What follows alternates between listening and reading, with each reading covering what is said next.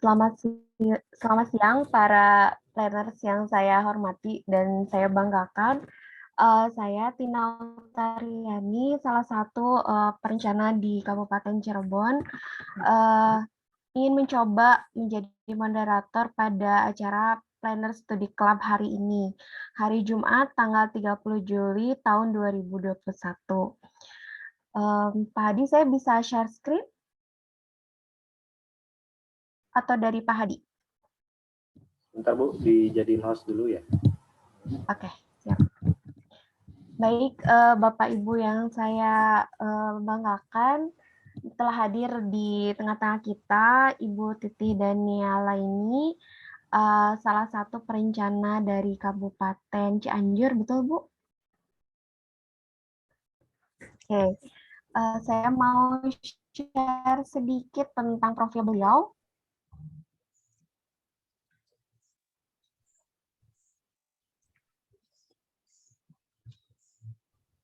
Baik, Ibu Titi Sari Dayala ini STMSI MSc PhD. Luar biasa ya. Beliau menempuh pendidikan S1-nya di ITB, jurusan Teknik Lingkungan, Fakultas Teknik Sipil dan Perencanaan tahun 2002. Kemudian melanjutkan di UNESCO, IHE, dan Unsri, berarti double degree ya Bu Titi, tentang Integrated Lowland Development Management and Planning, Water Science Engineering, dan Environmental Management di Unsri tahun 2011. Kemudian melanjutkan lagi, tidak cukup ternyata S1 dan S2 bagi Bu Titi, S3-nya di WSU atau West Sydney University, betul Bu Titi? Halo? Ya, betul. Oke, siap. Soalnya saya browsing sedikit, ternyata WSU juga digunakan sebagai Washington University. Gitu. Dr. of Philosophy, PhD in Science untuk Environmental Studies di 2019. Berarti agak masih hangat ya, masih hangat gitu. Kemudian award dan scholarship yang didapatkan yaitu berarti dari Bappenas, kemudian Stuned, Plirwas, mungkin nanti dijelaskan sedikit ya, Bu Titi, saya kurang paham nih. Dan AAS atau beasiswa dari pemerintah Australia ya, itu. Dan hari ini materi yang akan disampaikan oleh beliau adalah, metode perencanaan strategis dengan metode IPA gitu. Dan waktu untuk PSC hari ini adalah sampai pukul 15 atau pukul 3. Mungkin saya beri waktu sekitar, karena sudah dimulai 1.18, saya beri waktu sampai pukul 2 mungkin, Bu Titi, cukup? Ya, mudah-mudahan. Oke, kalau tidak mungkin nanti boleh ditambah ya, kalau saya nanti sudah pukul 2. Dan selanjutnya untuk sesi tanya jawab gitu ya, mudah-mudahan bisa berlangsung lancar. Mengga, waktu dan tempat saya persilakan, saya stop screen dulu. Sebentar.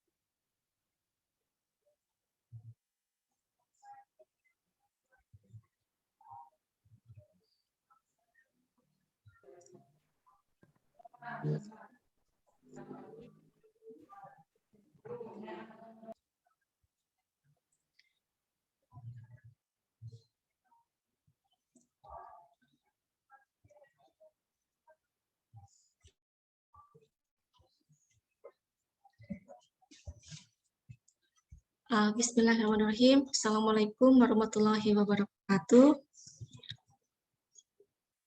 Waalaikumsalam warahmatullahi wabarakatuh. Ini gimana caranya ya, biar tidak terlihat video, takut menghalangi. Gimana caranya ya? Apa, Bu? Ini bisa terlihat nggak materinya? Bisa. Sudah. Oh, oke. Ya. Jelas, Bu. Oke. Jadi materi yang akan saya sampaikan pada kesempatan ini yaitu untuk terkait merumuskan perencanaan strategis dengan metode EPA gitu ya. Dan dalam hal ini pertanyaannya adalah karena mungkin dikaitkan dengan bidang studi saya ya, environmental study, gunakan metode EPA yaitu Importance Performance Analysis untuk mengembangkan rencana strategi dalam konteks layak hunian, livability dan sustainability.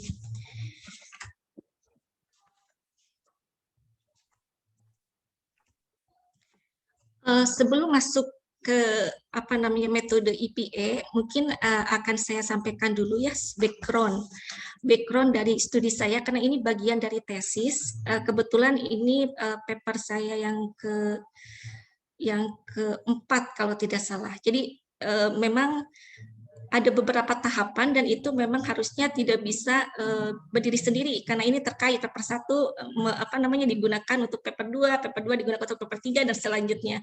Jadi ini masuk ke paper keempat. Tapi karena saya inginnya sharing metode EPA, jadi ini yang saya sharing ini bagian dari paper keempat. Jadi mohon maaf saya juga tidak translate ke bahasa Indonesia karena nggak sempat ya, untuk mudahnya langsung aja gitu ya di dalam bahasa Inggris. Jadi sebagai gambarannya nih bahwa kedepannya itu kan orang itu akan semakin banyak tinggal di daerah perkotaan gitu ya. Tapi ketika berbicara pengembangan perkotaan, sustainability-nya atau keberlanjutannya itu semakin menghadapi tantangan gitu dari pengaruh negatif urbanisasi dan juga perubahan iklim. Misalnya di Indonesia sendiri gitu ya, contohnya pada tahun 2010 penduduk yang tinggal di perkotaan itu masih di bawah 50%, sedangkan pada tahun 2015 penduduk yang tinggal di perkotaan sudah mencapai 53,6%. Dan diprediksi pada tahun 2035 penduduk yang akan tinggal di perkotaan di Indonesia itu sekitar 67%. Itu menurut data dari Bappenas dan Kemen PUPR gitu pada tahun 2017. Nah, bagaimana di kota-kota lainnya gitu di dunia? Ternyata itu juga mengalami hal yang sama gitu ya. Mereka juga apalagi negara maju itu kan juga lebih banyak gitu ya area-area terkategori urban gitu ya. Tapi masalahnya pertumbuhan penduduk itu juga telah menyebabkan banyak kota-kota di dunia itu mengalami kesulitan untuk memenuhi kebutuhan air bersih yang semakin meningkat, termasuk juga ada gap gitu antara kebutuhan dan juga servis yang bisa diberikan oleh pemerintah untuk memenuhi kebutuhan air bersih dari penduduk. Nah, faktor climate itu juga telah banyak mengekspos kota-kota di dunia dengan peningkatan risiko banjir dan juga kekeringan.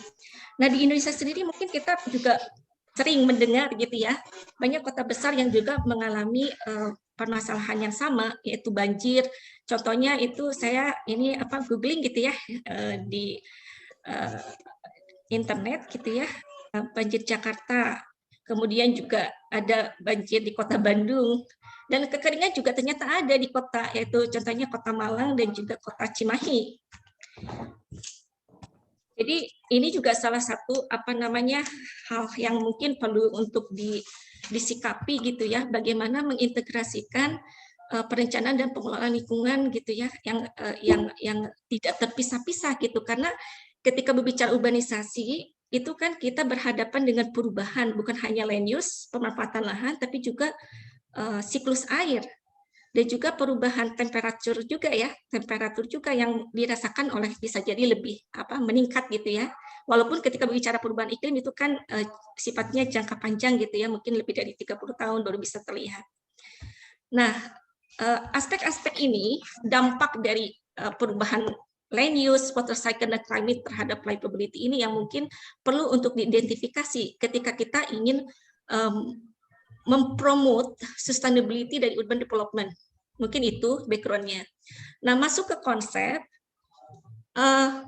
definisi livability itu sendiri itu berbeda-beda gitu ya, tiap sekolah beda disiplin ilmu juga berbeda.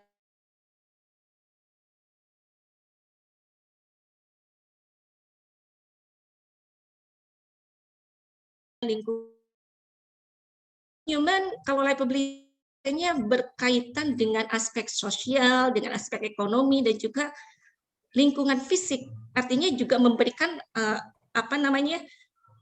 definisi arti praktek implementasi dari sustainability itu sendiri.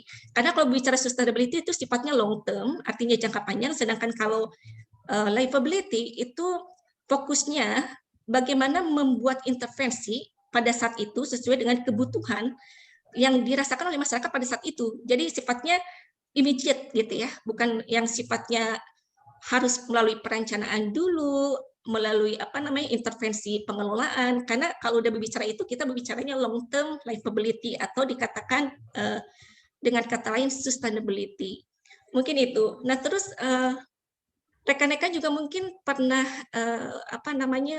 pernah membaca ataupun melihat hasil survei gitu ya terkait keberadaan kondisi kota-kota di dunia gitu ya, yang itu memotret sifatnya meranking antara kota yang paling livable, yang paling layak huni sampai kota yang paling tidak layak huni. Contohnya yang dikeluarkan oleh OECD oleh OECD itu the Organization for Economic Cooperation and Development. Jadi dia mengeluarkan juga indeks Better Life Index, kemudian juga ada Mercer Quality of Living Index, kemudian ada juga di EIU. Nah, itu di Economist Intelligence Unit. Nah, ini nggak hafal karena tapi biasanya sih dikenalnya di EIU Global Livability Index, ada juga Forbes Livable City Index yang sifatnya meranking kota-kota di dunia gitu ya. Dan itu biasanya sebagai pedoman besar dalam menentukan besaran indeks gaji yang diberikan kepada pegawai yang ditugaskan di luar negeri. Nah, Indonesia sendiri punya indeks yang memotret livability di kota-kota besar di Indonesia. Kota kecil juga termasuk sih, maksudnya, tapi hanya 26, mungkin kota-kota yang termasuk major city ya. Yang dikeluarkan oleh Ikatan Ahli Perencanaan Indonesia, yaitu MLCI. MLCI itu, tapi ini bahasa Inggris sih, Most Livable City Index. Dan MLCI ini konsep yang digagas oleh IAPI sebagai upaya memotret aspek layak hunian kota-kota di Indonesia.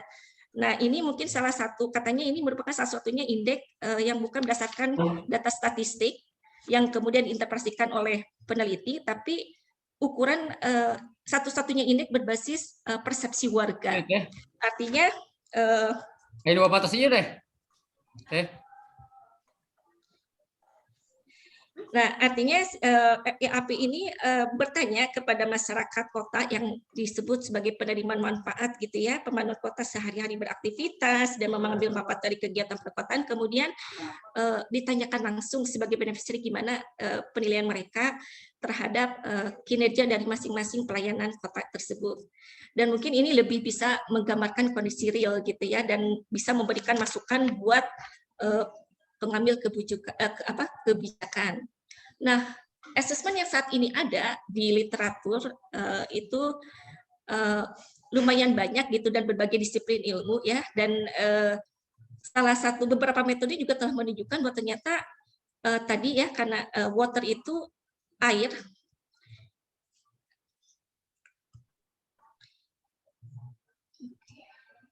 Sebentar, ini nutupnya gimana ya? Oh, oke. Beberapa studi itu juga telah memperlihatkan bahwa yang namanya air itu berpengaruh terhadap kelayak hunian suatu perkotaan dalam berbagai hal, karena yang namanya perubahan ekologi itu juga mempengaruhi urban well-being. Well-being itu kondisi individu ya, yang istilahnya kondisinya itu bahagia gitu ya, maksudnya secara mental maupun bukan hanya secara fisik gitu ya, yang bisa dikatakan kesejahteraan hidup manusia gitu, baik itu secara langsung maupun tidak langsung gitu ya. Tapi studi-studi yang ada yang memotret bagaimana asesmen secara kualitatif maupun kuantitatif dari dynamic interaction, interaksi dinamis antara air, kemudian orang, lingkungan untuk deal with tantangan sustainability akibat rapid urbanization dan climate change itu masih terbatas. Makanya itu saya melakukan studi ini. Nah, area yang dijadikan case study pada saat itu, saya mencari urban system. Yang namanya urban system itu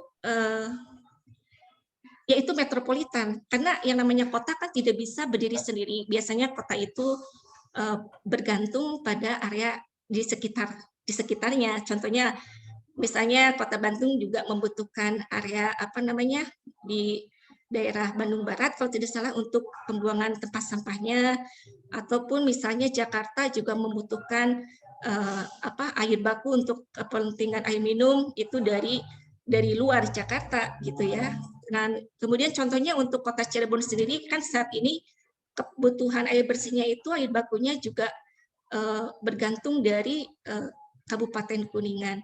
Artinya untuk mempelajari sustainability of urban development, skala ataupun area yang ideal untuk dianalisis yaitu skala metropolitan.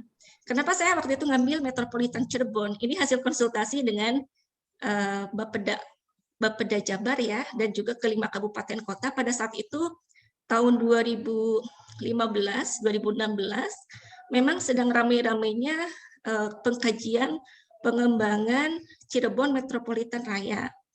Waktu itu memang ada studi bahwa akan dikembangkan 3 metropolitan baru termasuk Jabodetabek, kemudian Bandung Raya dan juga Cirebon Raya. Dan saya melihat yang namanya metropolitan Cirebon Raya itu visible untuk dibuat sebagai untuk mengumpulkan evidence gitu, karena tidak besar dan jadi masih bisa terjangkau dari segi waktu, tenaga maupun biayanya. Karena ya target untuk PhD itu kan selesai gitu studinya ya. Yang penting kita bisa mengumpulkan evidence. Nah, saya waktu itu berdasarkan hasil studi yang udah memperlihatkan aglomerasi itu kan Kota Cirebon sama Kabupaten Cirebon.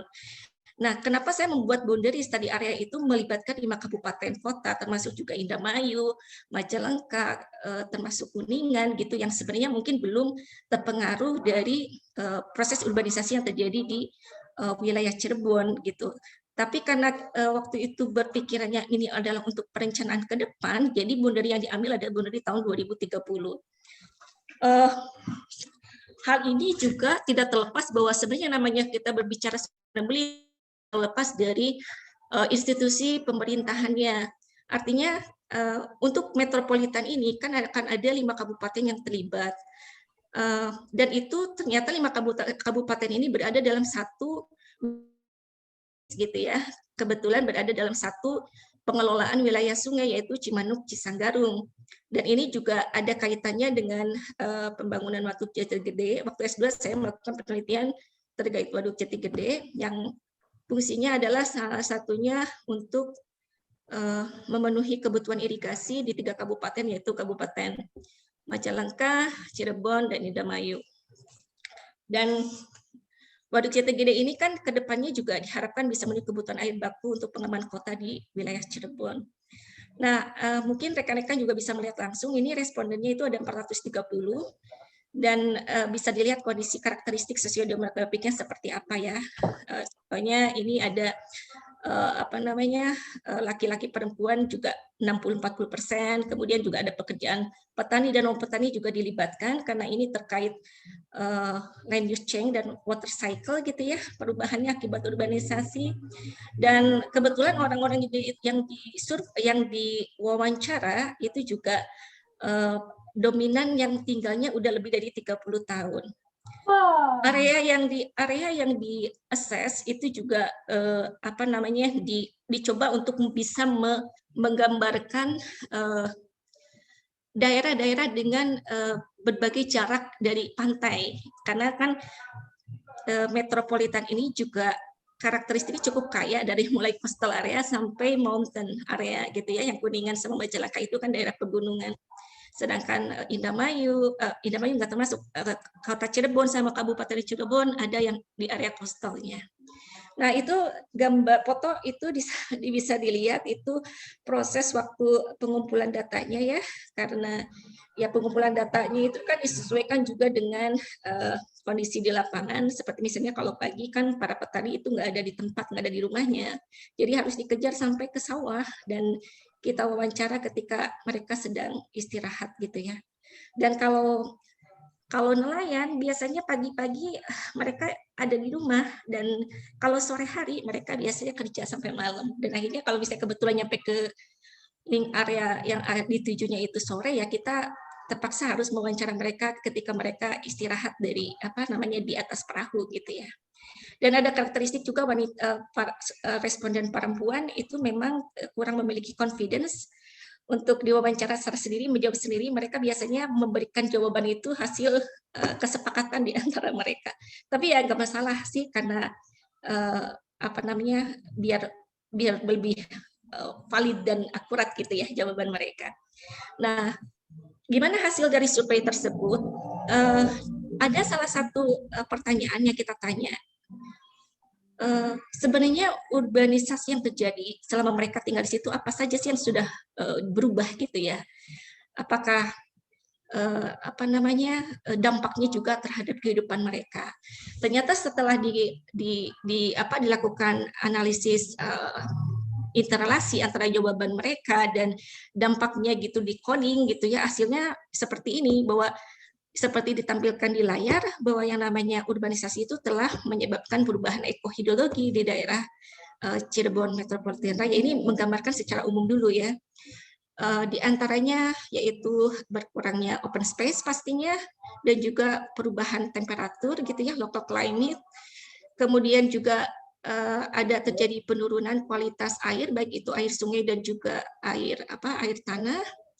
Dan juga terjadi penurunan jasa lingkungan yang itu diakibatkan karena kalau misalnya daerah perkotaan itu urbanisasi, daerah kebetulan yang bisa terlihat perubahannya itu ada di Kabupaten Cirebon, dan juga dampak dari deforestation yang ada di daerah pegunungan gitu ya, yang berdampak pada ketersediaan air bersih, kemudian produksi tanaman dan juga keanekaragaman hayati. Nah, eco-hydrological change itu ternyata berpengaruh juga berdampak terhadap struktur sosial budaya yang ada di mereka, termasuk yang paling terlihat itu, yang paling dirasakan oleh mereka itu berkurangnya tingkat kesehatan. Karena yang terlihat kebetulan di daerah terutama di daerah urban pre-urban transition atau daerah pre-urban itu kan banyak industri-industri yang ya termasuk bisa dirasakan juga dampak polusinya itu terhadap kulit seperti itu. Dan juga banyak juga di antara petani maupun yang non petani bisa merasakan meningkatnya water related disaster, bencana alam akibat akibat perubahan ekohidrologi dalam bentuk banjir maupun kekeringan. Dan apa yang terjadi di ini kondisi yaitu tadi perubahan ekohidrologi berpengaruh terhadap perubahan sosial budaya dan itu ternyata pada ujungnya ternyata berpengaruh terhadap perubahan kesejahteraan ekonomi. Dalam ini diantaranya respon yang diperoleh dari kelompok marginal seperti nelayan maupun petani bahwa mereka itu merasa pendapatannya itu berkurang ya di daerah terutama di daerah urban and peri-urban transition. Kalau misalnya nelayan itu yang paling terasa itu di daerah urban di kota Cirebon, sedangkan untuk farmers itu yang paling merasakan dampaknya terhadap penurunan income itu adanya di urban peri-urban transition yaitu di Kabupaten Cirebon. Ada perubahan land use, banyak pendatang ke daerah perkotaan, mereka juga berkompetisi untuk memperoleh lahan gitu ya, dan akibatnya itu juga meningkat harganya, termasuk juga harga untuk memperoleh produk gitu ya, makanan maupun minuman, termasuk juga rumah dan yang lainnya. Jadi dari studi ini masih eksploratif study di awal gitu bahwa ternyata gambaran model sustainability yang pas diterapkan di Cirebon ini bukan seperti yang kita pahami, yang kita sering sering lihat gitu berbentuk diagram Venn, gimana sustainability itu ada sosial, ekonomi, dan lingkungan gitu ya. Tapi di sini harus ada model yang memiliki paradigma yang kuat untuk melindungi kondisi ekohidrologi, karena ini bisa membantu untuk mencapai long term livability atau sustainability. Jadi itu di awalnya, sampai kemudian akhirnya kita juga di sini yang pertanyaan-pertanyaan yang akan digunakan untuk IPA. Nah, variabel-variabel yang saya gunakan untuk IPA ini hasil literatur review, diperoleh dari kebanyakan sih literatur review-nya di Australia gitu ya, dan juga negara-negara berkembang juga yang bisa diakses gitu ya melalui jurnal, dan juga ada government dokumen sih, dan ya hasilnya seperti ini. Dan ini merupakan semacam kayak variabel yang umum gitu ya, yang biasanya menjadi karakteristik yang menentukan kelayak hunian suatu wilayah. Dan ini memang agak spesifik karena memang fokus yang di assessnya itu yaitu perubahan land use, water cycle, dan climate akibat rapid urbanization. Nah, untuk mengcompare ataupun untuk triangulation, maksudnya untuk memastikan bahwa apa yang kita peroleh ini hasilnya akurat, di questionnaire itu kita deliver juga pertanyaan open-ended question gitu ya. Jadi masyarakat ditanya secara bebas gitu ya, jawabannya mereka tidak ditentukan oleh kita peneliti tentang aspek apa yang penting untuk mewujudkan kelayak hunian di wilayah Anda gitu. Terus satu atau dua aspek apa yang dianggap paling memuaskan gitu, kemudian satu dua aspek yang dianggap paling tidak memuaskan. Nah, yang kuantitatif, yang close-ended question ini ditanya dalam bentuk pertanyaan dengan 5 Likert scale gitu ya, dengan skala 5 gitu, di mana 1 itu menunjukkan aspek yang paling tidak penting atau paling tidak puas, kemudian angka 5 menunjukkan aspek yang dianggap paling penting atau paling puas gitu ya. Nah, yang indikator-indikator tadi kemudian dikelompokkan menjadi 3 faktor sustainability seperti tadi digambarkan di layar gitu ya. Nah, bagaimana analytical framework-nya? Ketika kita nih sudah dapat nih respon jawaban dari masyarakat gitu ya, hasil dari itu kan itu banyak yang diwawancara itu kan 430 partisipan gitu ya. Jawabannya sangat beragam. Nah, kan ada performance, apakah itu performance-nya udah sangat memuaskan, apakah itu juga belum sangat tidak memuaskan.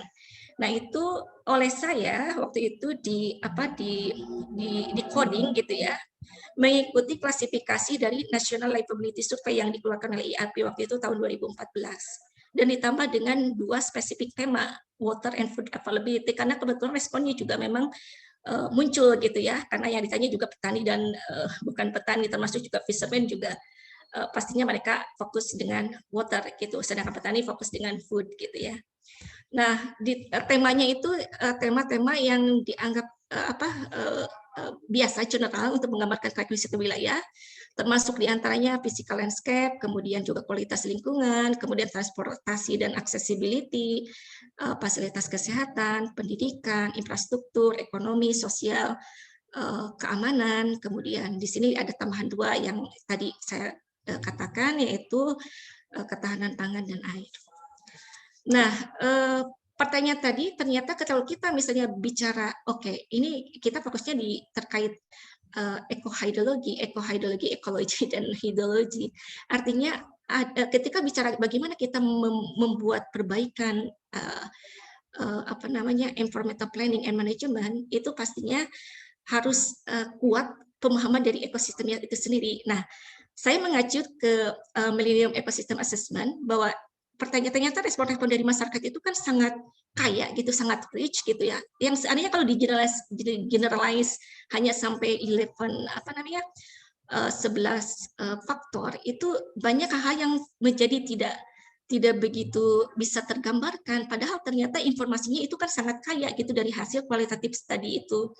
Nah, akhirnya saya mengembangkan assessment baru ketika menggabungkan dengan beberapa referensi, di mana pertanyaan jawaban-jawaban dari responden itu dikategorikan menjadi dalam 4, yaitu provisioning, regulating services, cultural services, dan socio-economic services.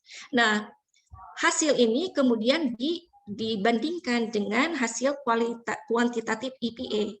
Nah, kuantitatif EPA yang nanti akan dilatih ya, jadi bahan latihan kita mungkin karena ya itu kan mudah gitu dan juga cepat, gampang untuk dipahami dan juga gampang untuk diimplementasikan.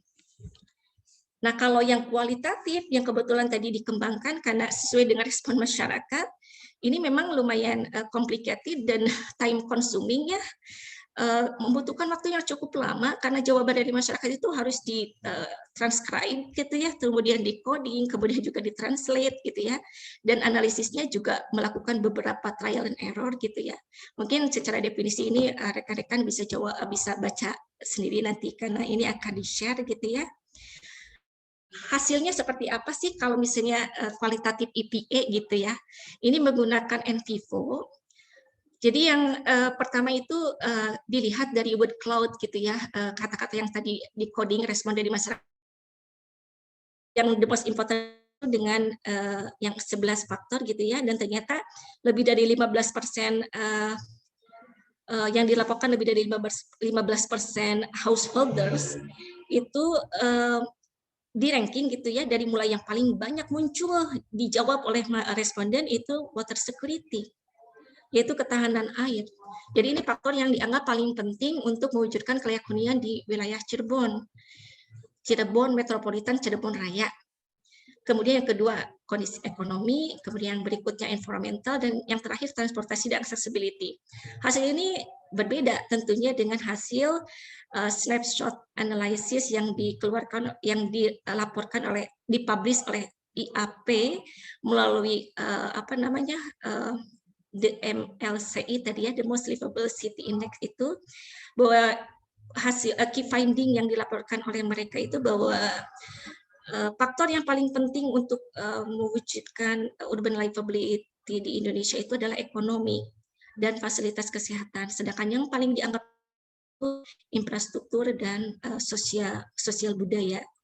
Ya, jadi artinya memang yang namanya definisi itu tidak bisa, livability itu tidak bisa gitu ya. Jadi memang akan spesifik ini tergantung nilai-nilai yang masyarakatnya gitu ya, values yang ini oleh masyarakatnya. Nah, kemudian hasil respon tadi jawaban terhadap the most satisfied dan least satisfied livability aspect, ternyata yang the most satisfied-nya itu yang munculnya adalah environment. Nah, lingkungan di sini bukan lingkungan fisik ternyata ya, tapi lebih ke hubungan sosial dengan keluarga, area tempat kelahiran seperti itu ya. Sedangkan yang dianggap paling tidak puas gitu ya, tidak memuaskan mereka tinggal di sana itu karena kondisi airnya yang terkadang scarce gitu ya pada saat musim kemarau, dan itu mempengaruhi aktivitas sosial ekonomi. Kemudian yang kalau misalnya mengikuti yang dikembangkan dari literatur yang tadi Millennium Ecosystem Assessment, memang sangat detail gitu ya, tapi itu juga bisa di up gitu ya. Jadi bentuknya bukan temnya, bukan codingnya, tapi lebih ke tema kategori. Hasilnya seperti ini. Jadi yang ini visualisasi menggunakan NVivo terkait livability services yang dianggap paling penting.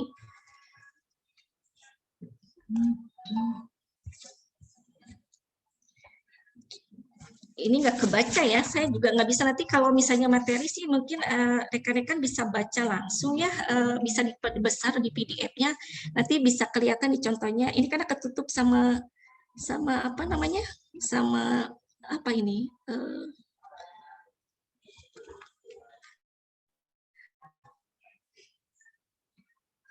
contohnya ini terkait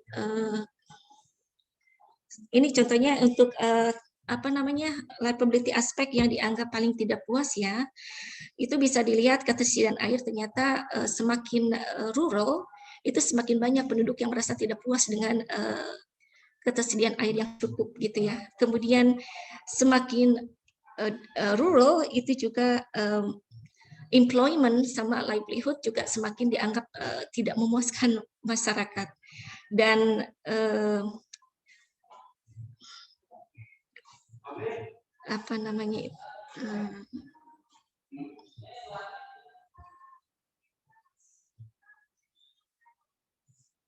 Oke. Nanti teman-teman bisa lihat sendiri ya. Ini nanti saya perbesar di PDF ini karena ini terhalang oleh apa ya Zoom, nggak ngerti saya gimana memperbesarnya. Oke, jadi dari hasil kualitatif EPA kita bisa hasil studi diperoleh bahwa ada 4 apa namanya ada 4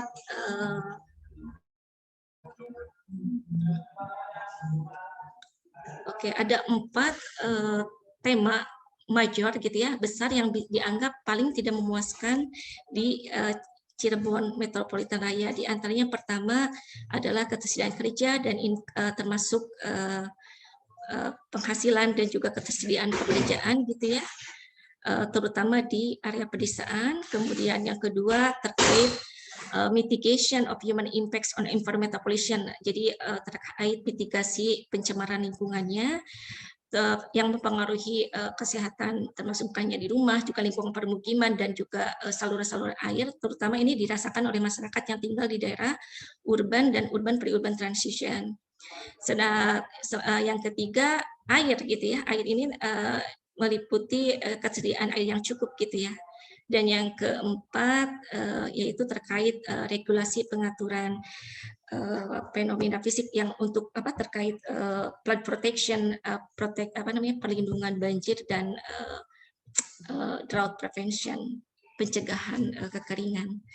Nah, dari kualitatif EPA juga diperoleh bahwa ternyata masyarakat perkotaan itu merasa paling tidak puas dengan ketersediaan green open space gitu ya, yang memiliki fungsi untuk juga mengatur local climate ya dan enabling social activities. Jadi dari respon ini digabung dengan kondisi mobilitas itu sesuai dengan 15 aspek yang tadi ditanyakan untuk kuantitatif EPA. Jadi ya pas gitu ya hasil dari kualitatif dan kuantitatif yang akan diaplikasikan oleh di penelitian berikutnya. Nah, ini yang akan menjadi bahan latihan di materi PSC kali ini, quantitative important performance analysis. Nah, konsep EPA ini yang biasanya sih udah familiar mungkin kalau teman-teman yang background-nya di planologi ataupun marketing gitu ya. Karena konsep EPA ini kan dari tahun 77 ya, awal diperkenalkan oleh Martilla dan James, dan itu terdokumentasi dengan baik di literatur pemasaran gitu ya. Teknik ini biasanya digunakan oleh perusahaan untuk mengukur kepuasan pelanggan gitu dan untuk mengembangkan strategi pemasaran dengan cara meningkatkan kualitas produk. Tapi ternyata EPA kesini itu semakin menarik perhatian para scholars ataupun praktisioner gitu dari berbagai disiplin, termasuk diantaranya pariwisata dan perhotelan gitu ya, termasuk juga pengelolaan kawasan terlindung terkait environmental studies, environmental science gitu ya, dan juga konservasi air gitu, termasuk juga studi-studi yang mengakses pelayanan pemerintah gitu ya. Kenapa EPA, kuantitatif EPA ini banyak dipakai dan juga dikembangkan gitu ya untuk lebih banyak metodenya simple, murah dan gampang dipahami gitu ya. Dan teknik ini cukup berguna gitu ya untuk decision makers. Jadi ini bisa mendukung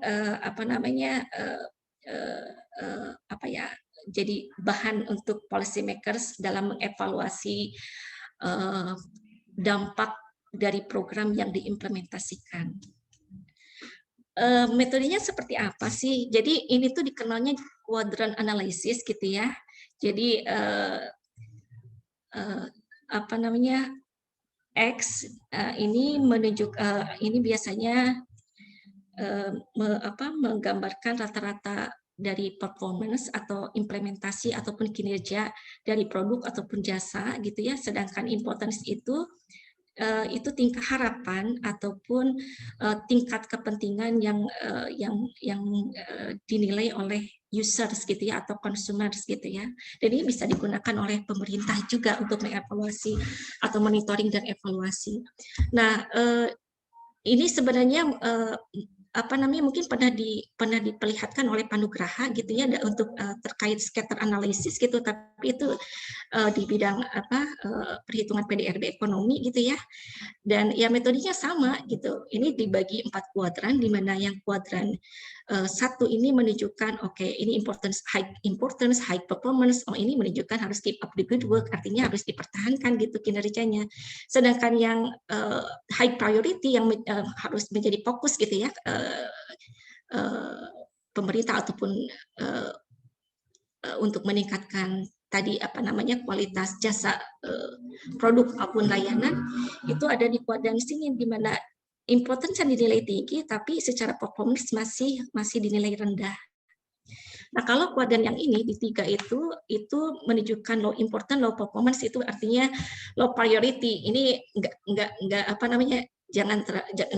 jadi fokus dari pengembangan strategi, karena yang fokusnya itu harus ada di sini gitu ya, di high important low performance percentage here gitu ya. Sedangkan kalau kuadran 2 itu ini memperlihatkan bahwa performance-nya itu berlebihan gitu, sedangkan dari sisi importantnya itu tidak dianggap tidak begitu penting gitu ya. Jadi ini seperti itu, nanti ini akan latihan gitu ya. Ini memang bukan ini mudah, tapi dalam prosesnya ternyata ada kelemahan gitu ya.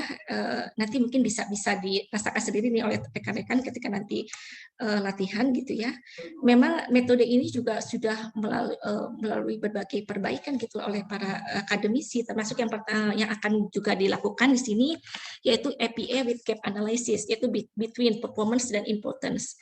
Jadi APA ini dengan gap analysis ini membandingkan antara atribut importance-nya dan atribut performance-nya, yaitu dengan langsung aja mengurangi performance dikurangi importance gitu ya. Jadi karena yang namanya strategi untuk peningkatan kualitas itu kan gimana caranya kita meminimalkan gap antara hasil yang diharapkan dengan kinerja atau performa implementasi di lapangan.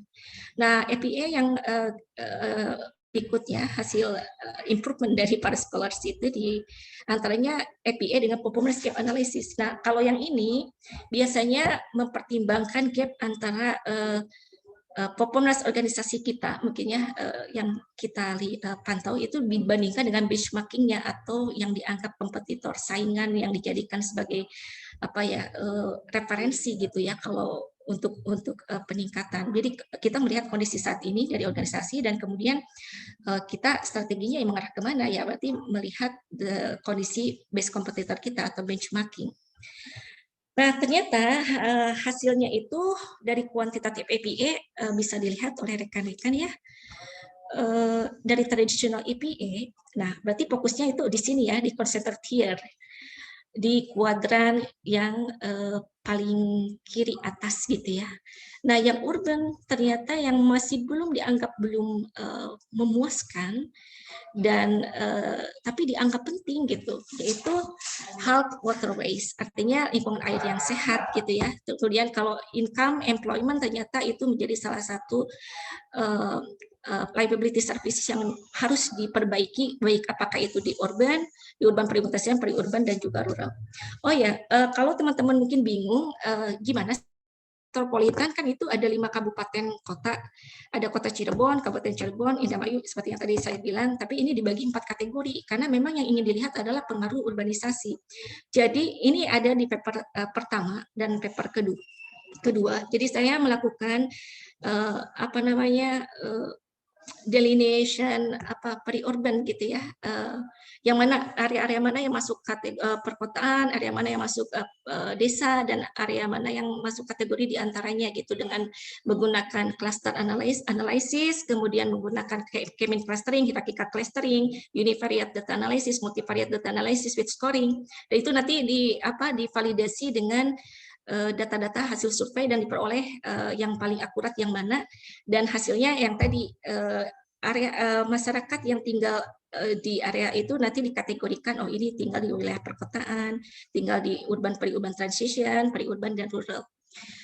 Ya, intinya seperti itu ya. Kemudian ini hasil traditional APA. Apakah berbeda dengan hasil APA dengan gap analysis? Kita lihat, ternyata hasilnya ada perbedaan.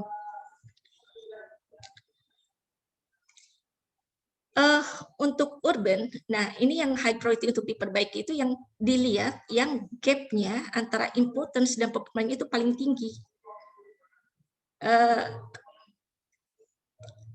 Ini kita lihat untuk urban misalnya, gap-nya paling tinggi itu ada di healthy waterways, income, employment, well-maintained river. Sedangkan urban periurban transition ternyata employment tidak masuk ya. Sekarang malah yang masuknya adalah water service infrastructure dan affordability. Untuk periurban yang masuk ternyata ini hampir sama ya dengan sebelumnya, beda. Ada perbedaan juga di periurban sebelumnya dengan traditional APA itu ada water service infrastructure dan affordability. Nah dengan gap analysis ternyata itu tidak masuk. Sedangkan untuk rural pencegahan kekeringan itu menjadi salah satu prioritas gitu yang harus dilaksanakan oleh pemerintah untuk meningkatkan livability-nya gitu ya. Nah, dengan metode, dengan cara lain bisa juga dilakukan, tadi kan gap-nya I kurang P, itu juga takutnya menjadi bingung gitu ya, kok ini positif, padahal kan positif takutnya menganggap kalau positif itu bagus gitu, padahal ternyata enggak. Yang positif yang tadi itu kan harapannya lebih tinggi daripada kenyataan di lapangan dari performance. Kalau yang ini gap-nya ternyata performance-nya yang dikurangi importance gitu, dan ini mungkin lebih mudah dipahami ketika melihat, oh ternyata yang dilihat adalah gap minus ya, yang artinya yang harus diperbaiki itu yang paling yang menjadi perhatian kita gitu ya. Ini juga nanti bisa dilihat gitu ya seperti apa. Nah, kalau dengan performance gap analysis, kita bandingkan livability services-nya, kemudian kita rata-ratakan gitu ya, dari respon dari setiap atribut itu dari masyarakat, dan kemudian kinerjanya itu dibagi lagi ke dalam 4 kategori urbanisasi yang tadi diteliti gitu ya, dan kemudian performance antara tadi kan benchmarkingnya urban gitu ya, karena ini juga tidak terlepas hasil studi sebelumnya bahwa indeks livability eco-hydrological index-nya di urban itu ternyata lebih tinggi dibanding urban transition, periurban dan rural, sehingga urban dijadikan sebagai benchmarking kondisi ideal untuk meningkatkan performance livability tadi UPT periurban dan rural area. Dan itu bisa dilihat ada ada perbedaan lagi gitu ya hasilnya seperti itu. Kalau yang tadi di APA dengan tradisional APA itu kan prevention sama flood protection itu tidak masuk gitu ya, tapi dengan performance gap analysis itu ternyata masuk. Artinya apa? Dari hasil ini itu bisa dilihat gitu ya bahwa yang namanya kota atau daerah perkotaan itu ternyata performance-nya itu relatif kurang begitu baik gitu ya dibanding daerah pinggirannya dari sisi atribut ekohidrologi terkait tadi ketersediaan green open space, tapi perform better itu di atribut sosioekonomik. Ini kesimpulan dari tadi pendekatan tiga APA gitu ya. Kemudian di lain pihak, flood protection sama drought prevention di pinggiran kota ternyata punya performance yang lebih rendah gitu dibandingkan dengan kota. Akan tetapi sayangnya ternyata tingkat kepentingan dari servis-servis yang ini itu relatif lebih rendah dibanding dengan kota atau daerah perkotaan. Sehingga infrastruktur air di daerah pinggiran kota itu performance-nya memang lebih lebih rendah gitu, tapi dengan kondisi importernya dan kondisi importernya itu sama gitu ya, terutama dan membutuhkan improvement terutama di kategori rural pedesaan.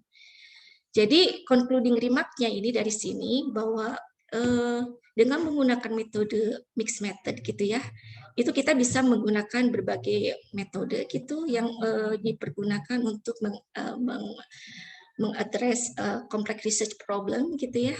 Kemudian kalau kualitatif APA seperti yang tadi ditampilkan itu berguna untuk memperoleh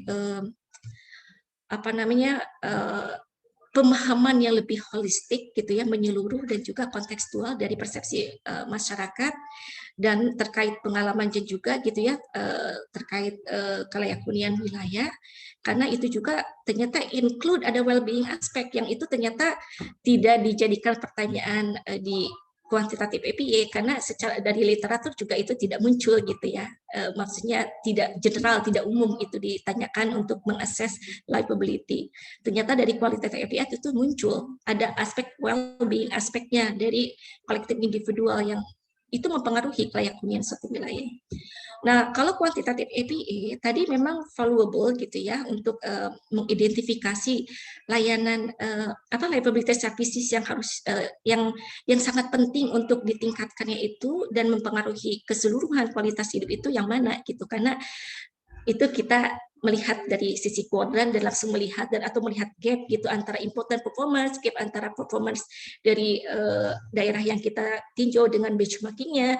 Tapi sayangnya yang namanya traditional APA itu tadi ada kelemahannya, yaitu tadi dia tidak mempertimbangkan gap atau perbedaan antara harapan, ekspektasi dan juga performance atau implementasi di lapangan. Jadi itu mempengaruhi hasil strategi yang mungkin dipromot gitu ya sama kita.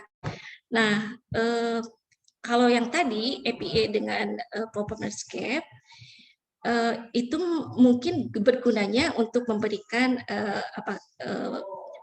pemahaman yang lebih komplit lagi gitu ya terkait perbedaan antara kota dan sekitarnya gitu, terkait keberlanjutan hal-hal yang mungkin mempengaruhi keberlanjutan atau stability dari urban development, karena kita tujuannya ketika mengembangkan metropolitan itu adalah untuk mengembangkan pengembangan kota yang seimbang gitu ya, antara water security-nya, kemudian food security-nya, resource security-nya gitu ya, kemudian juga dari sisi perencanaan dan juga manusianya gitu ya, bukan hanya place gitu.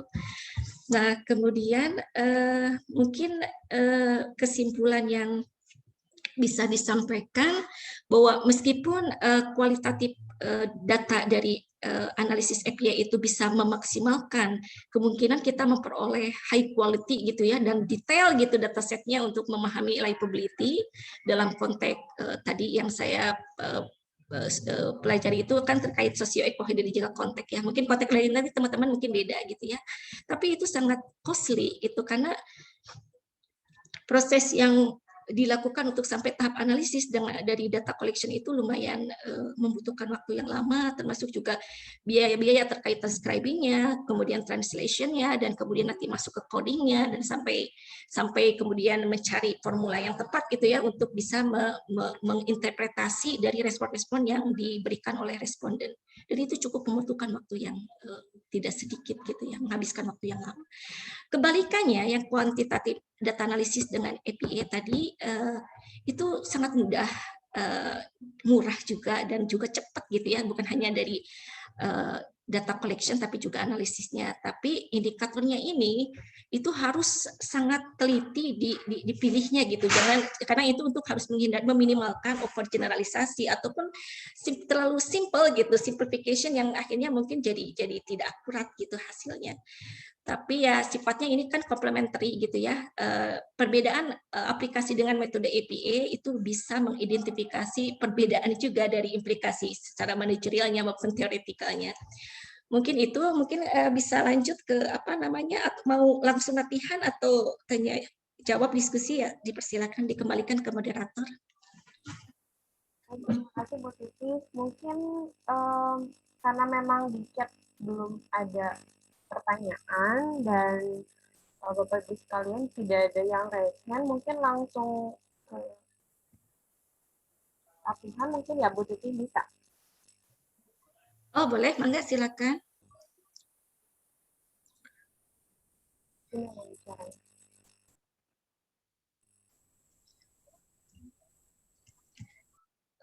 Kalau nggak ada pertanyaan, mungkin kita juga bisa latihan. Ini saya share gitu ya, contoh untuk latihan membuat diagram kartesius APA, kuantitatif APA.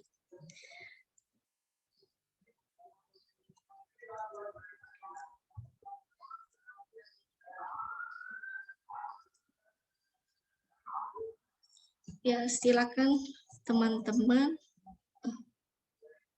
Kenapa ya? Ini. Saya sih kalau boleh yang dari tadi kesimpulan ya, Bu Titi terima kasih dan tadi sudah ada 4, mungkin ini termasuk rekan-rekan kalau mungkin ingin merasakan gimana caranya membuat APO ternyata mudah atau enggaknya, ini bisa di download, itu ada di chat file untuk latihan analisa APA. Nanti akan share caranya dengan metode SPSS karena kebetulan saya menggunakan SPSS, tapi nanti teman-teman bisa mencobanya dengan Microsoft Excel.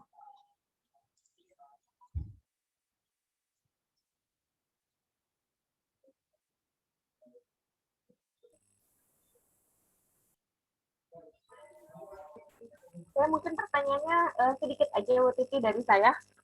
Ya. Boleh ya. Silakan. Sebelum teman-teman lain bertanya, tadi kan dilihat delineasinya di Cirebon Metropolitan Raya ya, gitu kan, termasuk daerah saya juga gitu. Dasarnya memang tadi sesuai dengan rekomendasi dari Bapeda Provinsi gitu ya. Untuk pengembangan wilayah selain Bodekapur dan Bandung Raya ya. Nah, untuk dan kebetulan metode ini tadi Bu Titi sampaikan adalah jurnal keempat. Nah, dan delineasi untuk tadi volume-nya 430 itu kan beragam jumlahnya.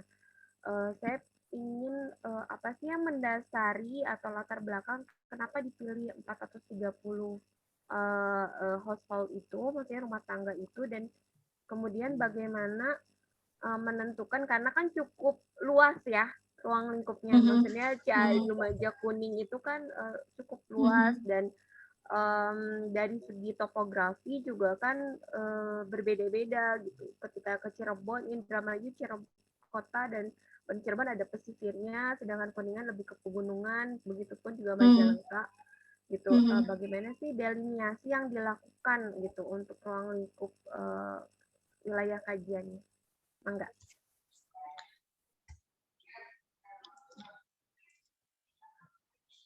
Oke. Tadi kalau terkait jumlah ini kan sampling ya, bukan populasi gitu ya, bukan populasi yang disurvei tapi sampling. Jadi ini ada tentu saja ini proporsi gitu, proporsi dari populasi yang ada di masing-masing area yang tadi masuk boundary metropolitan.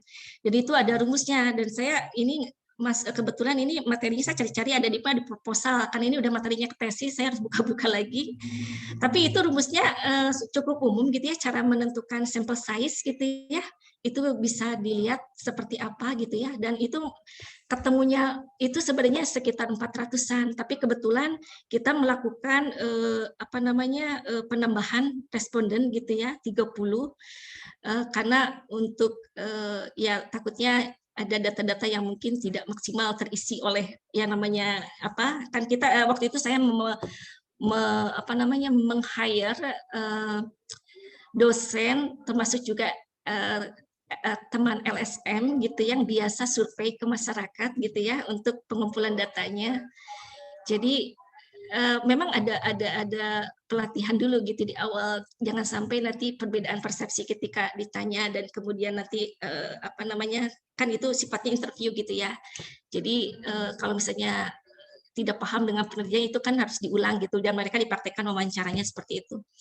Ya delineasinya tadi, jadi dari itu kan ada 45 kecamatan gitu yang masuk ke boundary Cirebon Metropolitan Raya gitu ya.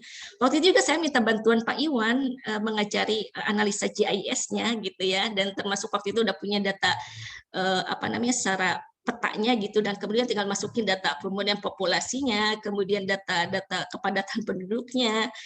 Ini jadi ngegabungin antara data statistik, kemudian juga data spasial dari peta. Waktu itu dapat peta dari teman di Bapeda juga, termasuk juga dari kabupaten kota juga saya punya datanya itu, dan akhirnya membuat proxy indicators. Data itu digunakan gitu ya, variabel untuk mendelineasi daerah yang masuk ke urban, ke periurban, urban periurban transition, periurban sama rural. Jadi ada 4 kategori urbanisasi itu berdasarkan hasil cluster analisis. Jadi ya memang metodenya saya pergunakan itu lumayan banyak gitu ya, karena saya pengen apapun hasil dari delineasi itu memang kondisinya kan berlaku untuk saat itu, karena memang yang namanya kondisi perkembangan kota itu kan tidak statis gitu, dinamis. Jadi mungkin itu harus terus dievaluasi gitu, delineasi boundary-nya itu yang sekarang mungkin waktu itu dievaluasi masih masuk kategori rural, bisa jadi saat ini sudah masuk kategori periurban seperti itu. Jadi ya bisa dihitung dari jumlah itu, dari jumlah penduduk kita cek gitu ya dari BPS-nya, kemudian dilakukan proporsi sampelnya berapa yang dipergunakan, yang diperlukan untuk daerah periurban, kemudian kita plot gitu di di daerah mana itu juga hasil konsultasi dengan pihak Kimrum, Cipta Karya atau di kabupaten kota yang menangani lingkungan permukiman kalau tidak salah. Ditanya kepada mereka daerah mana yang area-area mana gitu, karena periurban juga luas kan, ditanya daerah-daerah periurban yang selama ini mengalami kendala perubahan ekohidrologi dan juga ada dampaknya terlihat gitu ya, ada perubahan ekohidrologi, itu juga udah hasil konsultasi dengan pemerintah yang lebih paham daerah setempat gitu. Ya seperti itu prosesnya, lumayan ribet. Udah ada yang mau ini, ada panugraha tidak ya? Dari Bapeda Cimahi ada resen, mangga. Ada panugraha kayaknya ya? Ada panugraha, ada.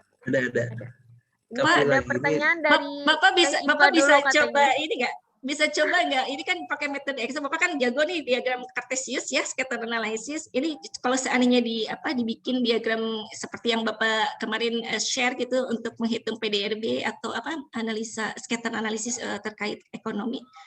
Bapak bisa share nggak dengan kita prosedur untuk mencapai untuk membuat diagram kartesius? Ya. Oke. Ini Teh Iva mau tanya dulu. Oh iya, sambil Teh Iva itu ya. Saya coba-coba dulu. Ya, hatur nuhun.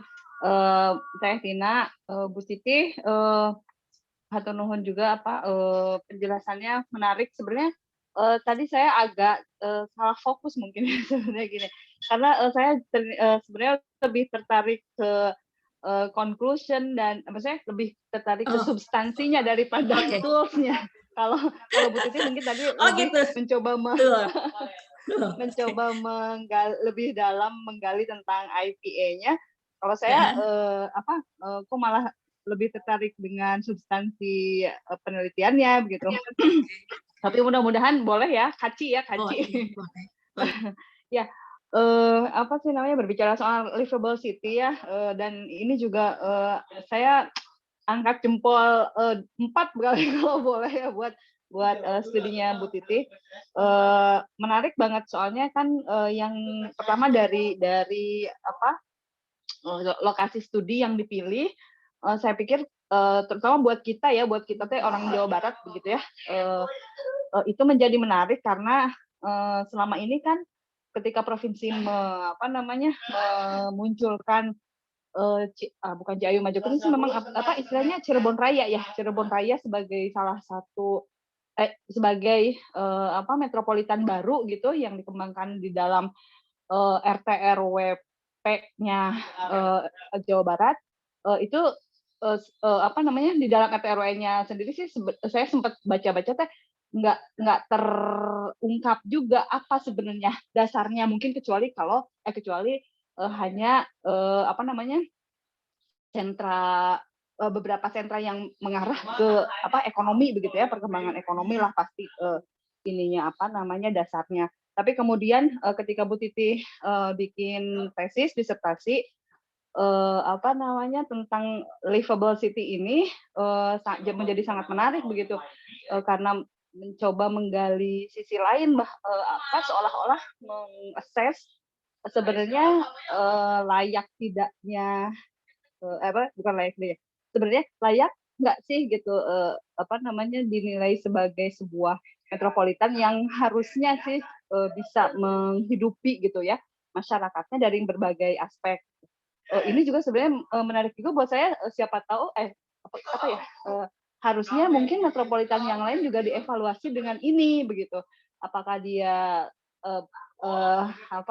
dia memang livable tidak, menjadi sebuah metropolitan dengan berbagai aktivitas begitu, aktivitasnya baik itu pergerakan fisik, pergerakan masyarakatnya ya, istilahnya komuter ataupun pergerakan ekonomi yang tidak tampak secara kasat mata begitu. Ya itu sih menarik sekali buat saya gitu. Saya mah ini juga, tapi barusan iseng juga sebenarnya jadinya total berapa metode Bu Titih yang Bu Titih pakai ketika melakukan penelitian ini dari awal, misalnya dari collecting data sih mungkin ya tadi menentukan jumlah sampling yang ditanyakan Bu Tina sih mungkin ya itu boleh juga dihitung sih sebenarnya dari itu tuh ada berapa metode yang Bu Titi pakai sampai salah satunya IPA ini. IPA ya, sebenarnya IPA ya. I kan IPA ya. Ya, itu aja sih Bu Titi, dan kalau boleh nanti saya boleh baca-baca disertasinya Bu Titi, boleh kalau boleh. Atau nuhun sih. Mangga Bu Titi. Jadi saya tuh background-nya kan bukan perencana ya, beda dengan TIPA yang background-nya planologi. Tapi saya memang kerja di Cipta Karya gitu ya, terkait bagaimana memperbaiki lingkungan permukiman gitu ya, human settlement gitu ya, dan juga terkait penyediaan air bersih, sarana sanitasi gitu ya. Dan waktu itu tertarik saya itu dengan disiplin ilmu socio-ekohydrologi karena itu melanjutkan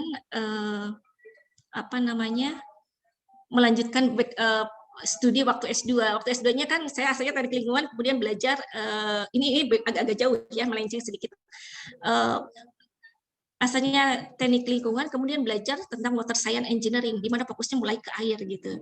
Udah gitu di environmental studies di S3, saya melihat saya pengen mempelajari tentang permasalahan global saat ini. Ternyata kita itu tidak pernah terlepas sekarang, apalagi kota besar gitu ya, itu terkait dengan water related disaster gitu, banjir lah, kekeringan lah gitu ya. Sebenarnya gimana sih cara menyikapinya gitu ya? Dan kalau kita dikaitkan ini perencana gitu ya, apalagi dikaitkan dengan apa yang dikatakan oleh Pak Presiden kita Pak Jokowi, bahwa yang namanya pemerintah itu jangan hanya sending program, tapi juga harus mampu memastikan bahwa program itu tersampaikan, manfaatnya, dampaknya dirasakan oleh masyarakat gitu. Artinya gimana cara mengevaluasinya, sedangkan selama ini ketika kita memonitoring atau mengevaluasi program yang dilaksanakan oleh pemerintah itu hanya sebatas input dan output gitu, dan kita masih kesulitan bagaimana mengevaluasi outcome, sasaran ataupun dampak dari sebuah program yang dilaksanakan di masyarakat. Nah, kenapa saya ngambilnya livability? Karena ya itu tadi terkait dengan isu global yang saat ini, bahwa yang namanya penduduk dunia itu memang kita gimana pun ya kita hidup di dunia yang semakin mengkota gitu ya, dan yang sekarang itu yang namanya daerah-daerah perkotaan pun ya toh secara proporsi sekarang kan kita udah lebih dari 50% tinggal di daerah perkotaan definisinya gitu. Artinya hal-hal yang sifatnya menjadi isu perkotaan itu harus juga kita pahami, karena itu yang menjadi tantangan kita ke depan gitu sebagai perencana gitu ya. Nah, kenapa livability? Karena livability itu kan SDGs ke-11 ya, dan itu erat kaitannya dengan lingkungan permukiman, bidang kerja saya juga sebelum sekarang pindah ke Bapeda gitu ya. Dan itu kondisinya juga ternyata berdasarkan hasil literatur itu adalah merupakan apa ya, implementasi praktis dari sustainability itu ya memahami livability, karena livability itu sebenarnya tidak pernah lepas dari kondisi sosial, lingkungan, dan ekonomi, tapi secara intervensinya itu pada saat itu. Jadi artinya yang kita lakukan selama ini bukanlah bicara sustainability, yang kita lakukan adalah livability, itu yang kita lakukan ketika kita kemudian melakukan perencanaan dan kemudian juga intervensi di pengelolaan, artinya kita sedang mengarah ke long term livability atau sustainability itu sendiri. Jadi dari situ, karena saya background-nya juga tadi apa namanya lebih ke teknis ya, praktis, lebih pragmatik gitu ya sifatnya. Oke, problem how to solve the problem in the current situation gitu.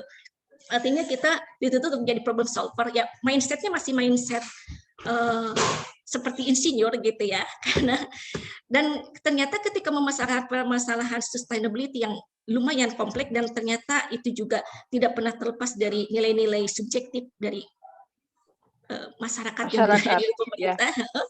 Artinya ya analisa kuantitatif itu menjadi tidak cukup, karena ya apalagi ketika berbicara livability itu kan subjektif konsep gitu ya, subjektif ya. Ya, dan artinya ya kita harus mengembangkan metode-metode analisa yang juga mengcombine dengan yang mengconsider subjective values gitu, dan itu yang saya peroleh banyaknya di referensi planologi ya. Dan akhirnya saya belajar, tapi karena saya waktu itu sifatnya saya belajarnya ke environmental studies, dan itu mixed method. Jadi saya pergunakan metode-metode dengan berbagai approach gitu ya, karena hanya ingin meyakinkan bahwa kesimpulan yang saya peroleh itu valid, akurat gitu, dan tidak hanya dengan karena satu metode juga bisa hasilkan yang berbeda. Contohnya dengan PSC yang pertama dari Panugraha, berbagai metode untuk mengakses menentukan sektor unggulan itu ternyata hasilnya juga berbeda-beda dengan metode yang berbeda. Akhirnya ya udah gimana caranya biar rigor, ya saya menggunakan berbagai metode.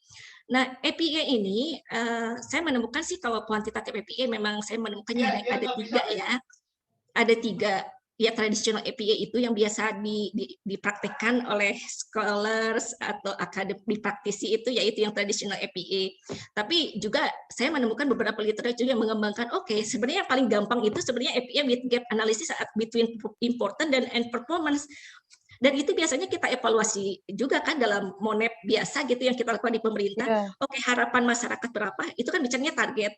Sedangkan performance itu kan ketercapaian dari satu program. Kemudian kita lihat gap-nya berapa dan ketercapaian antara kinerja pencapaian dan dibandingkan dengan target itu berapa. Sebenarnya yang APA dengan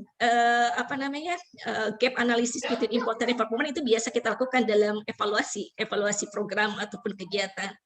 Tapi secara konsepnya hanya dilihat karena mengconsider subjective value dari aspek harapan masyarakatnya, apa yang dianggap penting oleh mereka, apa yang dianggap sudah sangat memuaskan harapan mereka gitu ya. Ya seperti itulah. Sebenarnya ini hanya salah satu tool aja sih untuk mengembangkan strategi, memformulasikan strategi perencanaan agar perencanaan yang kita promote itu lebih baik gitu ya, lebih efektif gitu ya. Termasuk juga intervensi dari pengelolaannya seperti apa. Sebenarnya hanya itu aja sih. Kebetulan saya memang senang coba-coba trial gitu berbagai metodologi. Ya cuma itu aja sih Teh. Oke, keren tapi keren Bu Titi. Mangga. Ya hatur nuhun.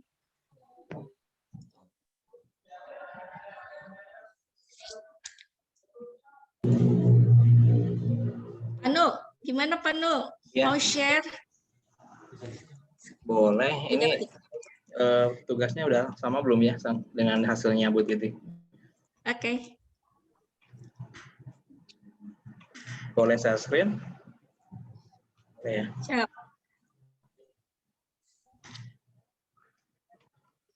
Oke, ini tadi yang di share Bu Titi ya. Tapi mohon maaf tadi saya nggak nyimak full, ini kan ada 2 Zoom sebetulnya jadi sambil kanan kiri oke lah gitu ya. Tapi intinya di metode ini ya teman-teman teh Mbak. Jadi dicoba aja, tapi ini bagusnya apakah di average atau di sum gitu ya. Tapi kita coba aja, intinya kan kita ingin melihat positioning ya dari semua variabel tadi ada di mana ya. Jadi kalau saya coba di sum aja semua, ini important, ini performance ya. Kemudian hasilnya seperti ini. Nah, apakah sama nggak dengan yang SPSS di Bu Titi ini? C3, C1, B5. Oke, sebentar. C1. Jadi saya buat coba kuadrat seperti ini, diambil rata-ratanya ya. Kang Nu, Rata-rata dari performance sama rata-rata dari performance. C3, C2, C4. Kang Nu boleh sambil diceritain nggak ini teh diapain gitu? Saya Oh iya. mungkin yang sorry. Kalau ojol-ojol keluar Ujung jadi grafik aja ya. Iya. Sok. Jadi sederhananya C3 ini berapa? C1? Oke, bawa dulu ya. Mungkin tahapannya kali ya, Bang Nugraha. Ya, oke. Tahapannya. Ini Bu Titi mau cek dulu nih, sama nggak posisinya? Kalau dari kuesioner yang tadi ya Bu Yupa, Teipa lah ya, semuanya Teipa. Jadi kita sum semua per variabel. Ini kan ada A1 sampai C5 ya. Di important yang performance juga sama kan. Dari hasil scoring kuesioner ini dijumlahkan semua, terus kemudian kita pilih ya. Jadi semua variabel ini simpanlah di pinggir ya. Kemudian nanti yang importantnya mana ini kan. Kemudian performanya yang ini. Ya biasalah di transpose ya, di kopas tapi di transpose diambil value-nya. Setelah itu cari rata-rata untuk ngebagi nilai tengahnya ya. Ini rata-ratanya yang important, ini rata-rata yang performance. Nah setelah itu dari sini kita blok gitu ya. Kita pilih di insert, terus kemudian boleh recommended, boleh langsung ke scatter. Kalau misalkan mau lihat, ini dulu, ambil scatter ini. Oke, udah dapat kan gini ya. Tapi ini masih ini kan belum dihaluskan ya. Tunggu aja dihaluskan. Nah ini artinya setelah ini dapat, kita kan lihat nih ini paling kecilnya berapa sih? Kayaknya 250 lah ya bisa. Ini coba, sorry nggak kelihatan. Nah di sini kita double klik kan muncul ini ya format axis-nya. Kemudian di pas yang axis ini pilihannya. Kita pilih ini minimumnya 250 ya untuk yang sebelah sini kan. 250 dan juga kita ingin ambil belum 250. Nah, rata-ratanya berapa? Bentar, ini pas tengah yang mana ya? Takut kebalik. Oh, ini 475, pasti yang ini ya, 330 berarti ini. Kita access value di sini, kemudian isi 330 di sini. Oke, selesai satu ya. Kemudian yang bawah ini juga sama, kita double klik. Kita lihat di sini, sini udah ini ya sebarannya udah cukup rata. Berarti tinggal ambil yang 435 nih nilai tengahnya. Berarti access value-nya masukkan 435 di sini. Oke, sudah. Nah ini gimana nih tengah-tengah gini? Oke, ini kita coba lagi. Prosesnya dibuang dulu sih garis ini ya, ngagokan ya. Ini delete, ini juga diklik, kemudian di delete. Pas seperti ini. Nah ini kita turunin ke bawah. Caranya ya masuk lagi ke sini di bagian axis ini ya. Kemudian di label, Nah, label ini kan ada pilihannya nih, posisinya kita ambil yang low ya, biar di bawah. Ini pun sama, diklik lagi, pilih di label lagi, ambil ke low. Oke, jadilah seperti ini gitu ya. Oh ya, ininya belum, labelnya mana? Munculkan, klik kanan ya, munculkan label. Tapi ini masih angka ya. Kita inginnya yang C1 ini kan, 1 sampai C5 ya. Klik si labelnya, masuk lagi di sini, lagi-lagi ini ya pilihannya. Kemudian kita masukkan value from cell ya. Checklist, nanti ada pilihan ini, baru kita blok dari A1 sampai C5. Oh, sorry. Ini ya, udah oke, keluar kan. Nah, kita yang ini centangnya hapus aja yang Y-nya ya. Oke. Nah, seperti ini ya. Jadi tinggal disesuaikan saja, sesuai selera mau diapain lagi gitu ya. Mau pakai warna, background dan sebagainya. Mungkin tinggal Bu Titi dengan Bu Titi sudah dikonfirmasi hasilnya?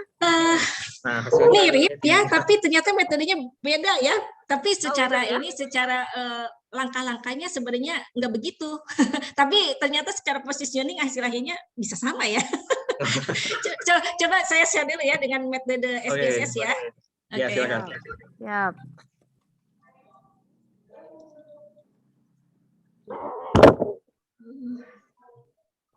Mana ini ya? Traditional APA.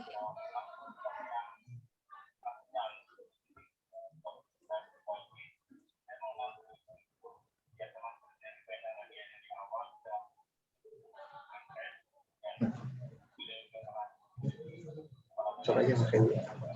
Tapi nggak bisa dimatiin ya. Oh, ini kenapa ya?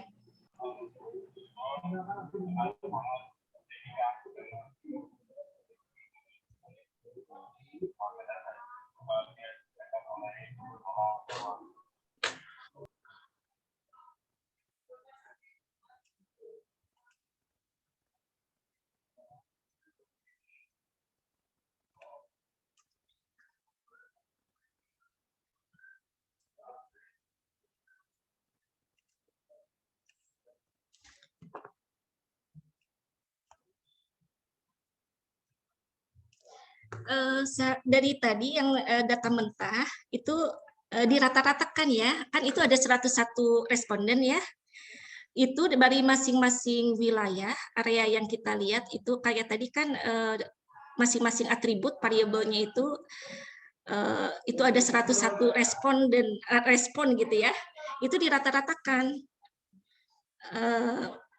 Caranya ya gini dulu ya. Berarti rata-rata ya Bu Titi yang diambil? Rata-rata. Oke, kita coba ya, 3 rata-rata. Ya. Oke, jadi dirata-ratakan, kemudian importantnya maupun performanya itu dirata-ratakan, jadi nanti akan keluar masing-masing atribut itu rata-ratanya.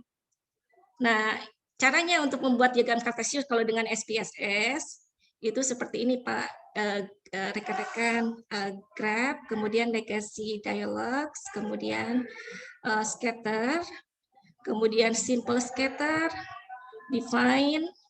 Nah, yang ini kita sekarang tadi kan ininya urban ya.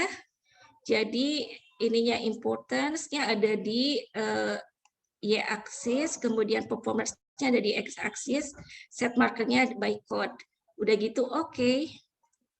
Seperti ini. Ini gampang kalau di SPSS nggak dengan beberapa langkah-langkah seperti yang tadi ditampilkan oleh Pak Nugraha.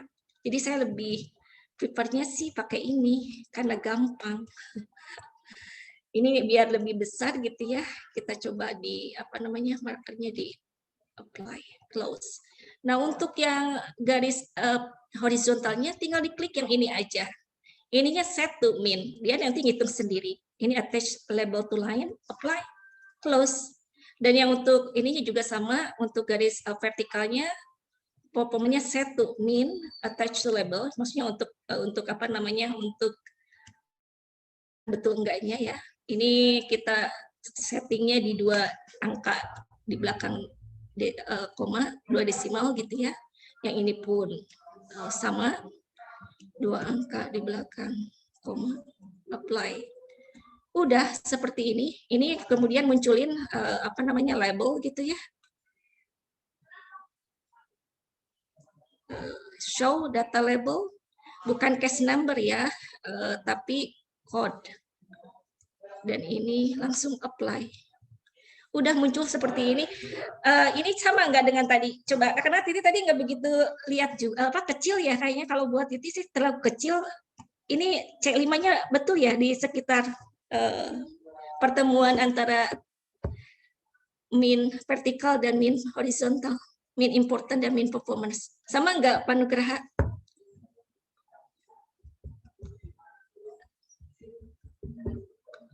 Saya malah ini coba ulang lagi dengan yang Oke, silakan. Ya. Silakan mungkin ada yang lain dulu. Siap. Jadi ini rata-rata ya, respon dari setiap variabel itu rata-rata dibagi responden gitu ya.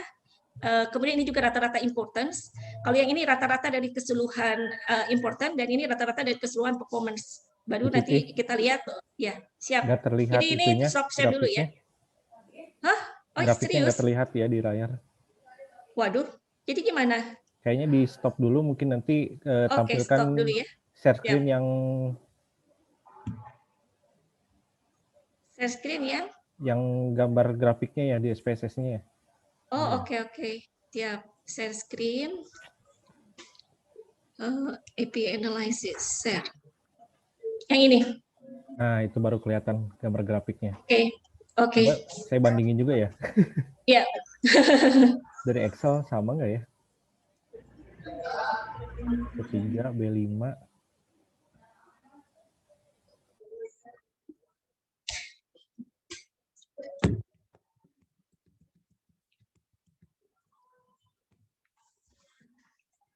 Beda juga ya dengan.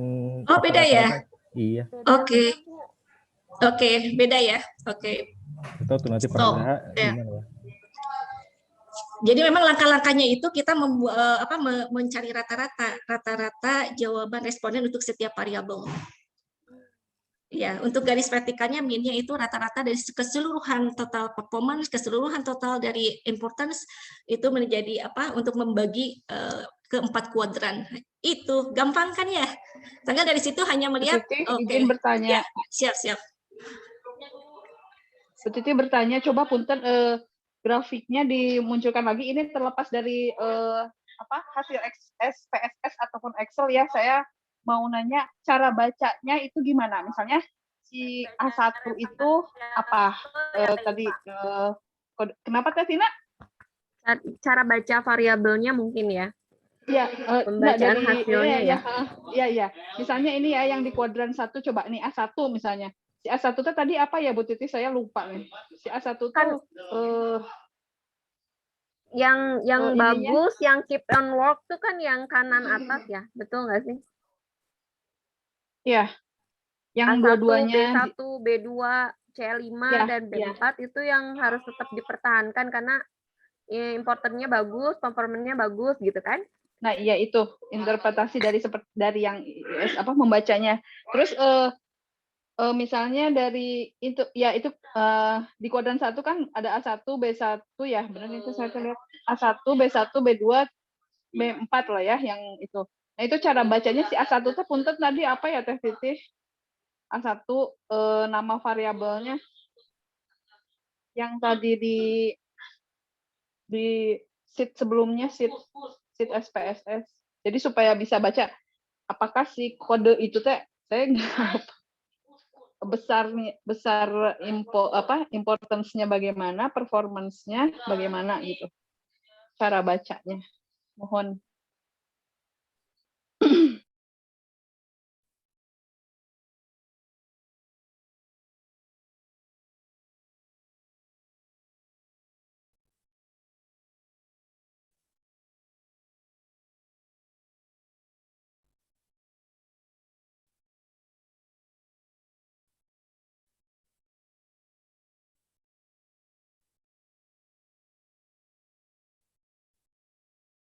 Titi, punten di unmute dulu.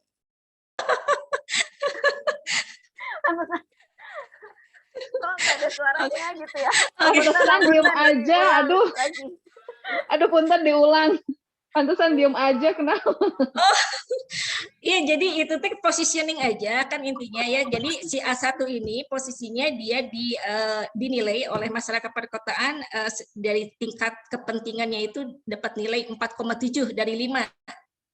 Sedangkan dari sisi performance atau implementasi atau kinerja gitu ya, realisasi pelaksanaannya itu dapat nilai 3,48 dari 5. Iya, punten si A1 teh apa tadi teh Siti? Sufficient water availability. Jadi ini terkait government services untuk untuk menyediakan air yang cukup.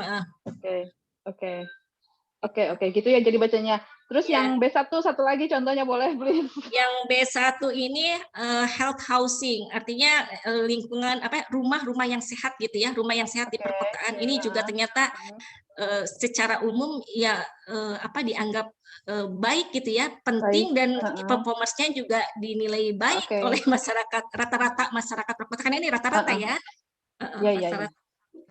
Oke.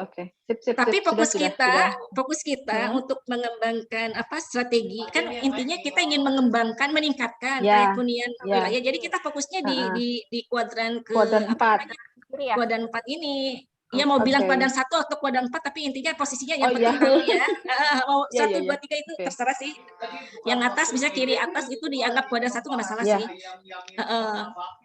Ya, itu cuma gitu. Jadi kita fokusnya gimana caranya mengembangkan pelayanan pemerintah untuk ini yang B3 itu terkait B3 itu healthy waterways, artinya saluran air yang sehat itu ternyata masih dinilai performance-nya rendah di daerah perkotaan. Ya, padahal itu dinilai penting untuk layak hunian wilayah di daerah perkotaan, katanya begitu. Iya. Kalau C2 C4 apa teh? C2 C4 itu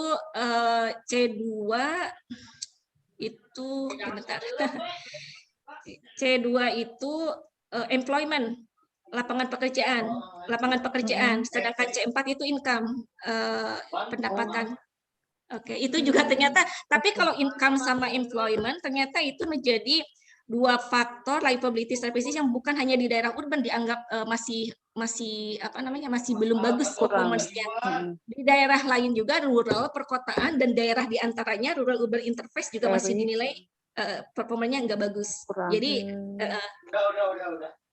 Oke, hatur nuhun. Ini tinggal nungguin yang Excel, pasukan Excel gimana? Oke, udah siap. Ready nih. Sepertinya sama sih kalau dari sisi hasil ya. Sebetulnya hanya beda alat aja ya. Jadi penggunaannya bisa. Ini saya sudah komparasikan yang hasil Bu Titi yang ini ya. Luar biasa. Keren. Yang Excel, tapi perbedaannya ketika saya tadi menempatkan posisi ini important performance, dia koordinatnya beda gitu. Kalau di Titi kan ini importnya yang vertikal ya. Ini performance gitu. Tapi kalau kemudian itu fokusnya jadi nggak masalah. Kanan bawah ya. Nggak masalah juga. Yang penting sama hasilnya kan. Ini B4 masuk A1 kan. Memang posisinya B4 di sini. Kalau ini di sini karena beda koordinat ya. Terus A1 di sini, ini di atas. B1, B2 masuk. Gitu. Tapi C5 ini dari persimpangan gini. Betul ya, C2, C4, B3 ya. Iya, itu jadi harus yang diprioritaskan. Jadi itu yang harus diprioritaskan untuk menjadi perhatian pemerintah untuk meningkatkan livability di daerah urban. Itu kalau metodenya pakai tradisional APA ya. Kalau metodenya gap analysis beda lagi hasilnya. Wah, ada lagi ini tuh yang tradisional kata Titi. Iya, Teh Iva ternyata Bu Titi itu metodenya mix method gitu. Jadi tadi juga menjelaskan 2 metode. Ya. Tapi yang ditampilkan yang tradisional Kak Titi. Yang ini tradisional APA contohnya. Sedangkan kalau nanti dengan gap analysis kan tinggal melihat gap aja antara importance dan performance. Jadi untuk masing-masing variabel. Jadi yang paling jauh gapnya Jadi kalau misalnya nilainya oke, performance kan berarti realisasi ya, kinerja dibandingin dengan targetnya. Kalau minus berarti kan itu yang harus, yang gapnya tinggi gitu, minus gitu pula. Berarti kan itu yang prioritas kita untuk meningkatkan intervensi program. Oke. Jadi setelah dari tradisional kita lanjut ke modern ya. Pasti. Oke. Mangga Bu Titi lanjut. Mangga. Udah kayaknya apa lagi? Kalau pakai metode NVivo, kebetulan NVivo-nya kan nggak bisa akses free ya, jadi agak susah juga kalau mau pakai si contoh.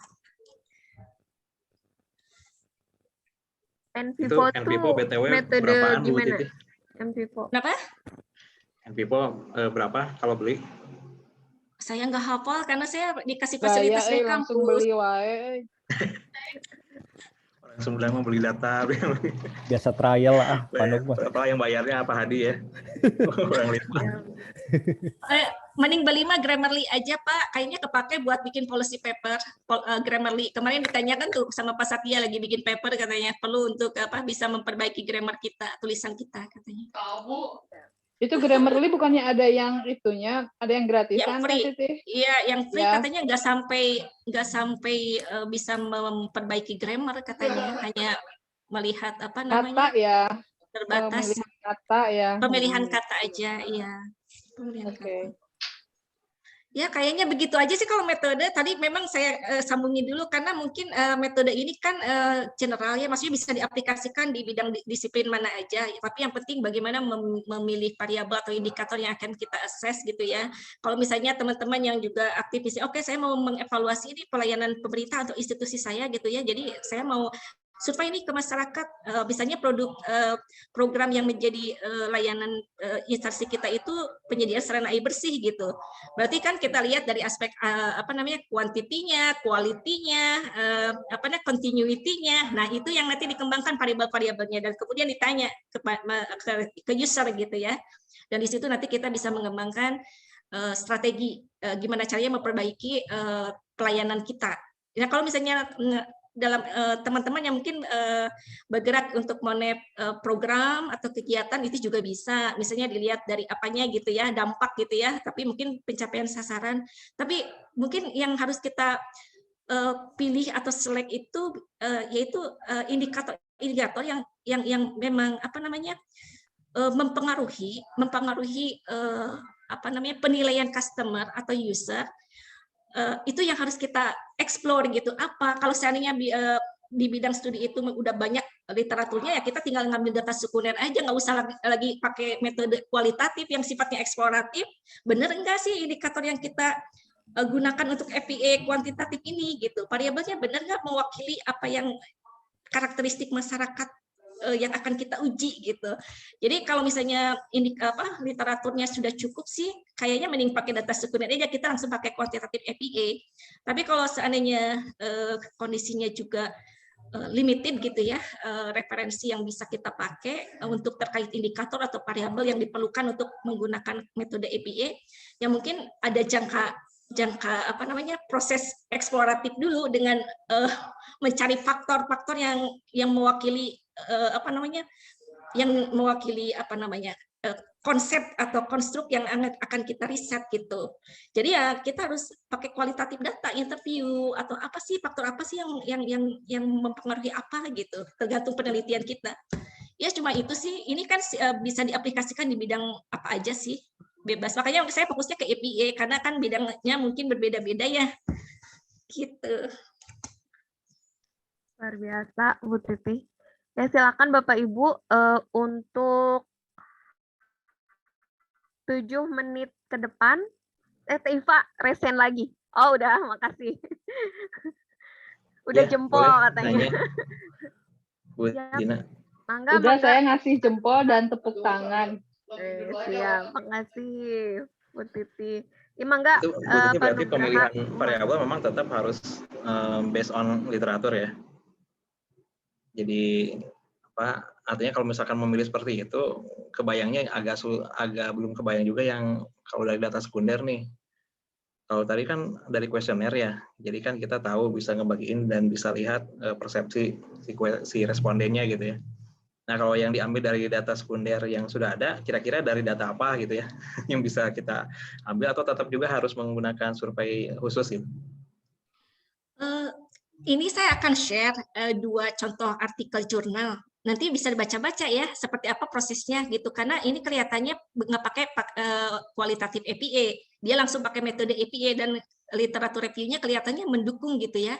Jadi dia menentukan variabelnya juga berdasarkan konsep-konsep, jadi sifatnya confirmatory study ya, bukan explorative study gitu ya. Dan itu ya cukup. Jadi seperti misalnya gini, kita mau mengakses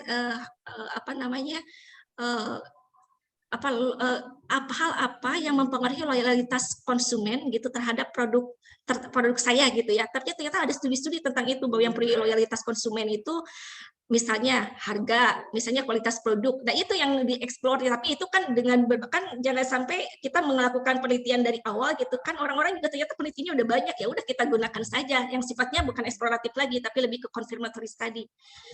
Hasilnya itu pergunakan ya untuk menentukan strategi. Ya seperti itu. Nanti saya share 2 paper ya, artikel jurnal yang menggunakan kuantitatif APA, khusus kuantitatif APA.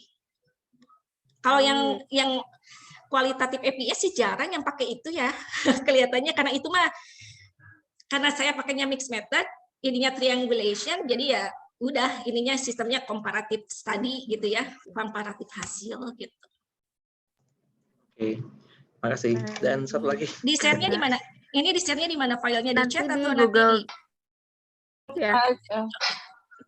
Satu lagi Bu Titi ya. Ini tadi teman lain juga katanya, bisa memecah ini ya dari kajian-kajian tadi menjadi beberapa paper gitu ya. Sesuai dengan itu triknya gimana Bu Titi?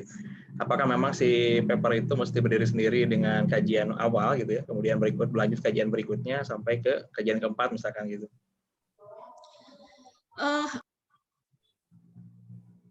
Di mute punten Bu Titi. Oh ya, sorry. Jadi riset saya itu topik besarnya itu terkait balance urban development. Jadi pengembangan kota secara seimbang. Jadi di situ ada assessment yang diperlukan untuk mengakses itu. Pertama terkait livability assessment-nya, yang kedua water security assessment-nya. Karena yang food security itu tidak menjadi fokus dari pengembangan kota sepertinya. Ya karena kota kan otomatis ketika wilayah itu semakin urban, otomatis lahan pertanian juga akan semakin ke pinggir gitu ya. Dan kemudian ada assessment sustainability-nya. Kalau yang assessment sustainability itu respondennya itu decision makers dari berbagai instansi pemerintah dan berbagai level pusat, provinsi, dan local government-nya. Di 5 government itu pun melibatkan bukan hanya Bapeda, tapi juga instansi yang menangani air bersihnya, sanitasinya, kemudian pertaniannya, sumber daya airnya. Jadi ya memang kompleks gitu. Nah, livability assessment kan itu tersendiri. Kemudian sustainability assessment juga ternyata metodenya tersendiri. Water security assessment juga tersendiri. Jadi memang, tapi tahapannya dimulai dari mendelineasi rural urban interface. Jadi metode itu di awal di paper 1 dan kedua itu menjadi basic untuk analisa selanjutnya. Seperti itu Pak Nugraha. Ya, oke, makasih. Ini juga karena memang berkaitan dengan yang pernah dilakukan di Sumedang juga ya. Ini dengan Pak Hadi nih, terkait dengan yang RAD ya, adaptasi perubahan iklim. Itu kan kita menganalisis ke bidang kesehatan, terus ke pertanian ya, kemudian ke permukiman. Itu sebetulnya memang boleh saja ya dipilah gitu ya.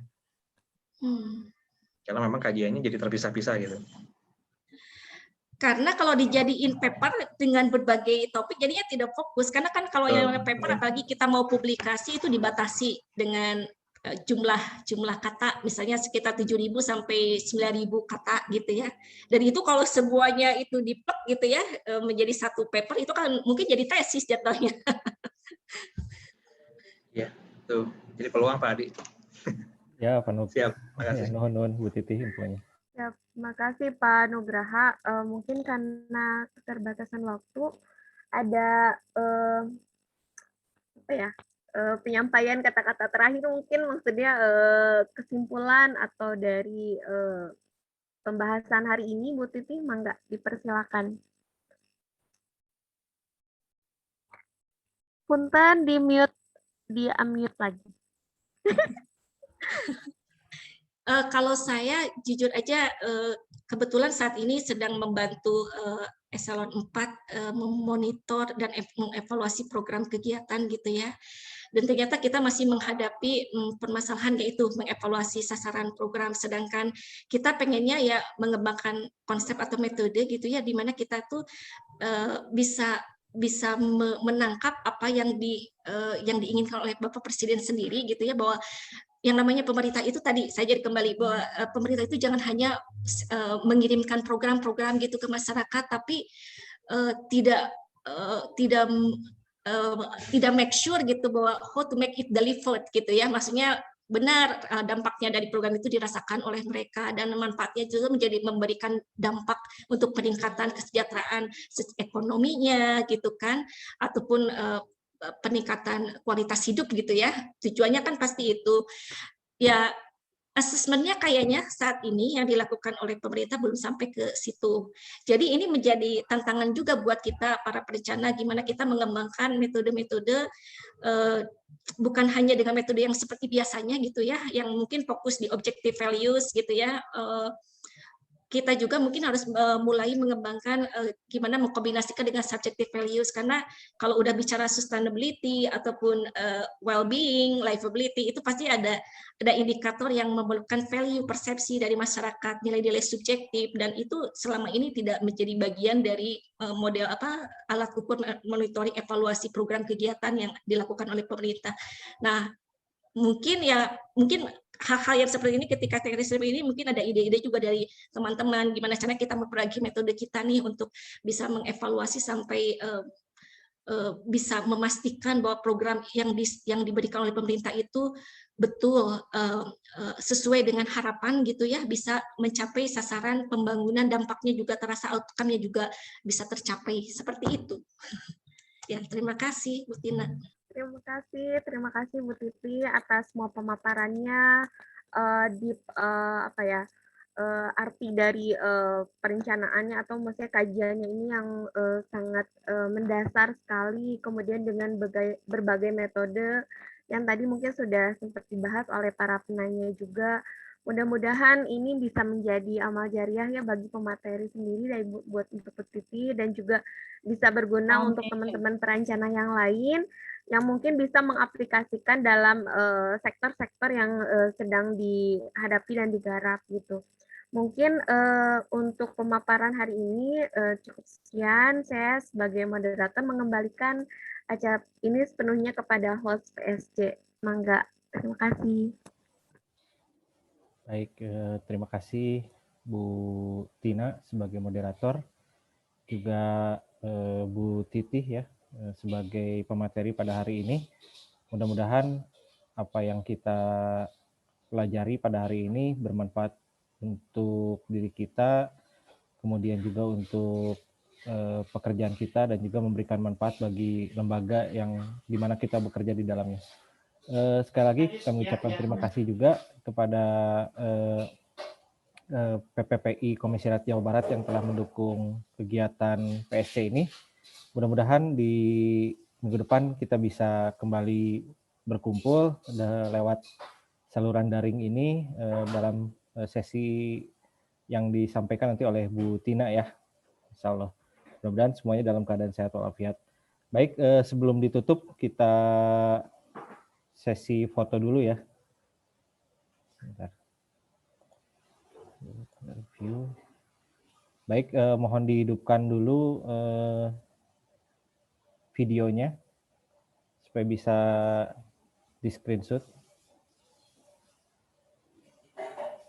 Baik, Bapak Ibu sekali lagi mohon dinyalakan dulu layar videonya. Masih ada beberapa. Baik ya,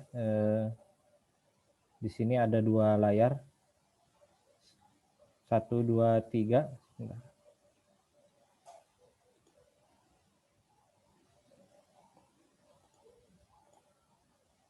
layar selanjutnya.